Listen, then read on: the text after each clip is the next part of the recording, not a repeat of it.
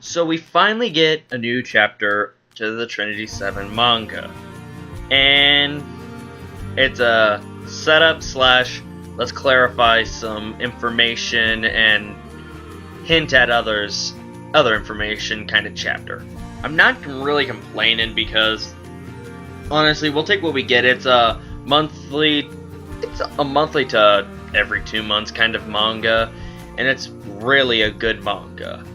The anime, since it started adapting to it with the 12 episodes, it only began touching on the tip of the iceberg that was the greatness of this manga. I can't wait until we get more of the anime, because once they get further and further, they already hinted at a season 2, but once they get further into where Arata gets his magic weapon, that is going to be one badass fight. Alright, time to get into the review. So, at the very beginning, we get clarification that, well, Arata, one of the reasons he lost with Lisei in the magic battles was because the Magic King symbol on his hand was affecting his magical output and controlling. He still needs to master one of the archives in order to fully be considered a magic king and have the Trinity.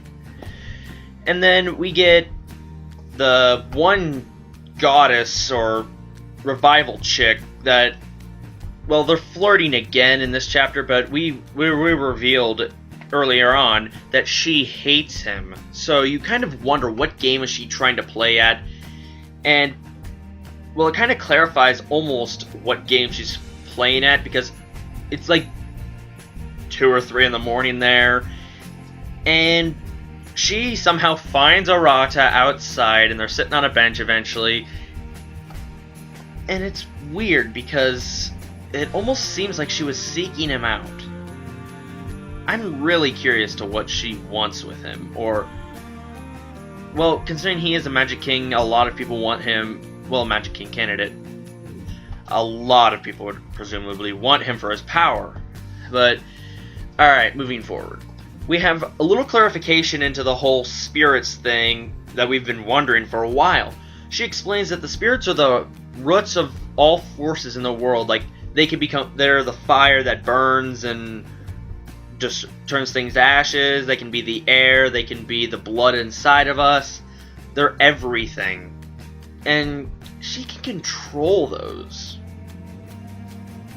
I'm really curious on her potential in fighting. She may not seem like a fighter, but with the power of her spirits, she could blood bend or blow up everything. Well, then we get a little more information on her. It reveals she got her last archive, the last crest to her archive, like 17 years ago, and that only further proves the fact that she must have been revived somewhere along the way, because she looks 18 to 19. I doubt a 2-year-old could somehow master their archive at that age, let alone even know how to use it fully. But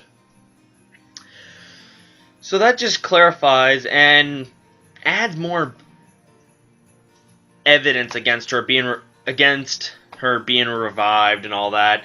So, moving further along, suddenly we have Lisei or Lais, or I have no idea how to pronounce her name, but she has her iPad thing out again and everything, and she can feel like there's an enemy nearby, and she goes, and this is one of the funny parts of the chapter, I don't want any late night visits except for Murata, so get the hell out of here. It's not exactly word for word, but it's still pretty hilarious. And then it skips over to his quote-unquote wife and Yui, I believe. And she goes, I have a bad premonition. Because it suddenly starts snowing after Arata meets up with the girl and everything, and they're talking. And then, oh, I forgot to mention, right when it cuts to Lisei, she goes, I can't feel Arata's magic anymore.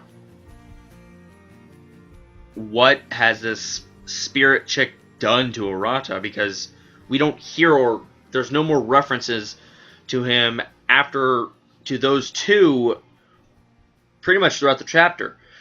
Moving right along again, we get Aiko, the huge chick with the kicking legs and all that.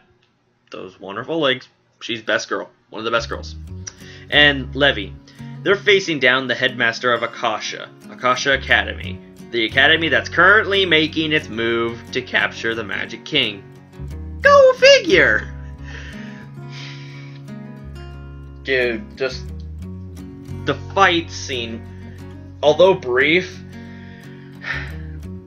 it was well drawn out so far. We have two monsters. Yes, two. This may look like four, but two. I'm not saying peace. But we have two monsters that are stronger than the Code D dragon that Arata fought early on in this manga. So they're like a demon beast or something. They're accompanying the headmaster, and how she controls these already proves paladin classes are so much higher than regular mage classes. Or even the Trinity Seven. They stand no chance.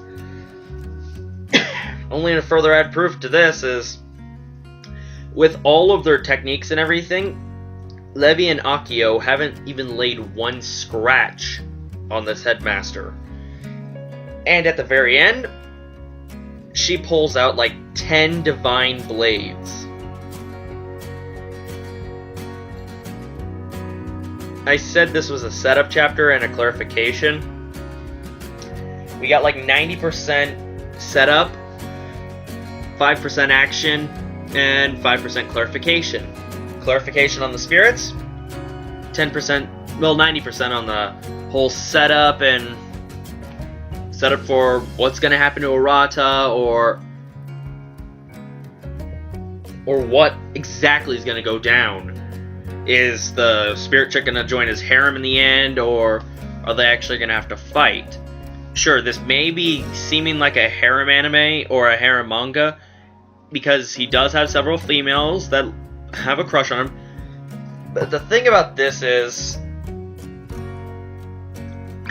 it's kind of foreshadowing that something darker is going to happen between those two. She may fall for him again, but think about it. She's kind of dead, and she's the undead. Yeah.